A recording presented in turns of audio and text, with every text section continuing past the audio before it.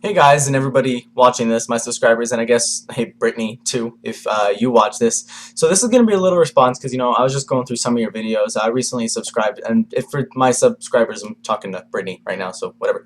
I've been watching your videos for a little while. I just subscribed. So I was going back and reading, watching some of your old videos, just while I'm surfing the internet and stuff.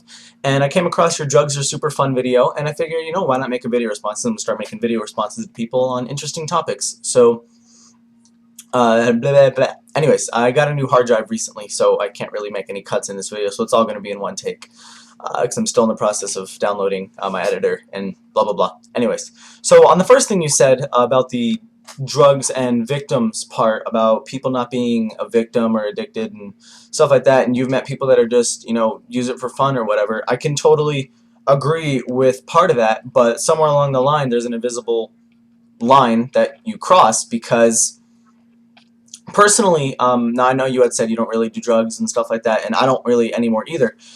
But about, I'd say, 2 years ago, and it was a lot of fun, and it was just like you had said. You'd been around people who uh, who weren't addicted and who weren't victims, who just did it whenever they wanted for fun. They didn't have a problem with it. And I used to do the exact same thing, and it wasn't a problem, and it never became a problem for me. I did it like every day. I did all sorts of different things every day for probably like a year and a half, and then stopped and barely have touched anything in 2 years. No problem. It was fun using it, and then I moved on to, just different stuff. And I've been busy with work and stuff now, so I didn't really have time for that kind of stuff. I almost said shit, but then I said stuff, whatever. So yes, that's true, but at the same time, when you look at people like alcoholics, and I have a lot of personal experience in my life with someone close to me who is a substance abuser, and I see that they are definitely a victim. They try and stop. There's different people who do different things. Now, who knows if I would have done drugs for another year, drugs and drinking for another year, 2 years, when it eventually would have crossed that line.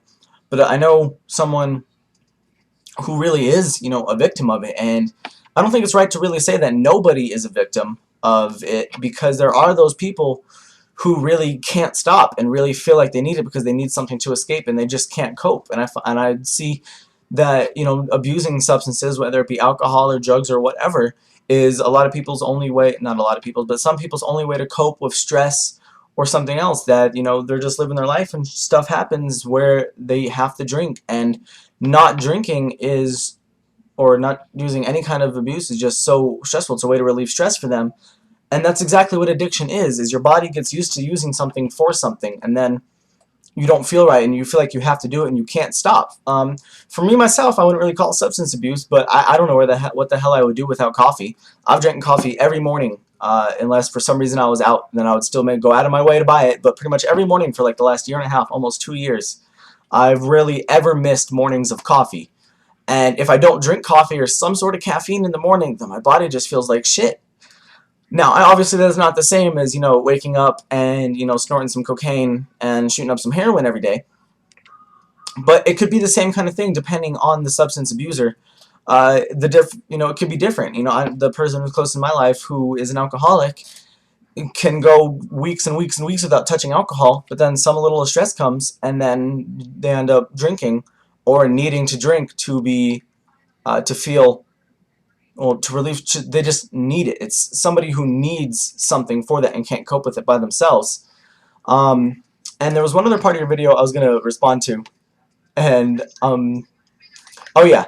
Now, I also agree with you on the part where you said, it's people's own decisions, and it's just affecting their own lives and such like that.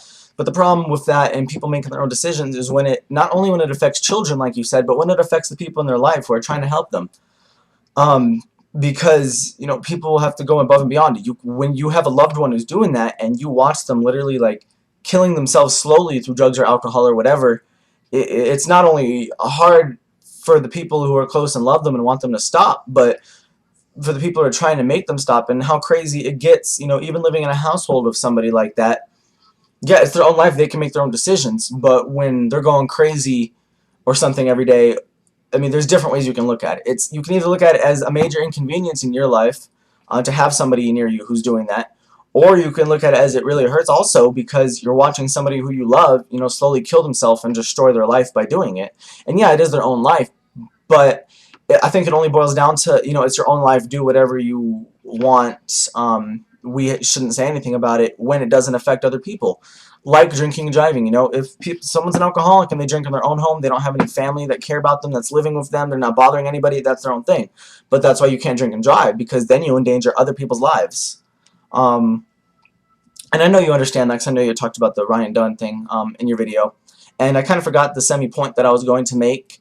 But there's the one thing I did want to address, like I said earlier in the video, was the, people aren't victims of it. And with some people, I think that's true, but with more people than not, I think they are victims of it. And it's really sad, but at the same time, people do have their rights to freedom and do whatever they want.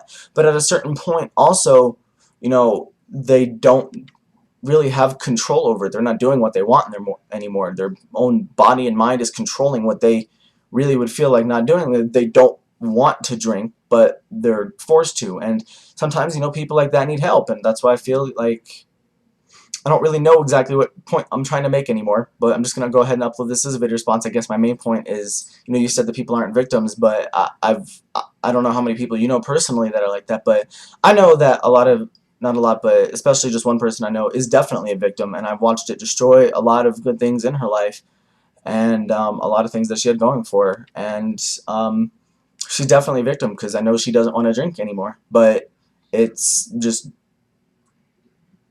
you know what, I don't know what I'm saying. Anyways, I'm going to stop this video now. I don't know how many people actually watched this full thing. Brittany, I don't know if you ever even will, but sorry to my subscribers for the no cuts, and hope I'm should be back to being able to edit my videos and stuff later on. I hope you guys enjoyed this. Leave a comment below, comment, rate, subscribe, blah blah blah, all that good shit, and I'll talk to you later. Yeah, and Brittany, I look forward to making more video responses to your videos, because that'll be fun. Anyways, yeah.